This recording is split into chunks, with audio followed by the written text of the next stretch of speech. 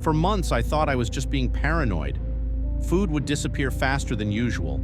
Lights would be on when I was sure I turned them off, and once I found muddy footprints near the back door that I assumed were mine.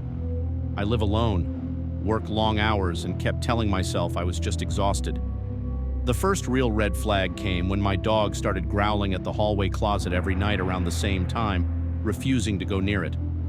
I finally set up a cheap camera in my kitchen, mostly to prove to myself that nothing weird was happening. 2 nights later, I got a notification at 2:14 a.m. Motion detected. I opened the live feed and watched a man quietly step into frame, open my fridge, and stand there eating like he belonged there. I froze. When the police came, they searched my place and found a makeshift sleeping area in the attic crawl space, along with spare clothes, a phone charger plugged into an outlet I never use, and notes listing my work schedule. The scariest part wasn't that someone had been living in my house. It was realizing how careful he'd been. He only came out when I was gone or asleep. He locked the doors behind him. He even took the trash out.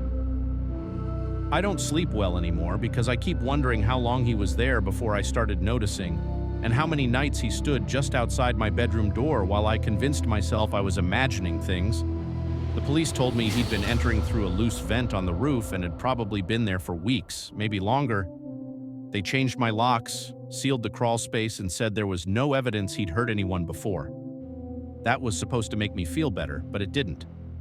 What stuck with me was when an officer casually mentioned that the man knew my schedule down to the minute because he'd been watching me leave every morning from the attic vent. Now my house is technically safe, but it doesn't feel like mine anymore. I triple-check every room before bed, sleep with the lights on, and still wake up to the smallest noises.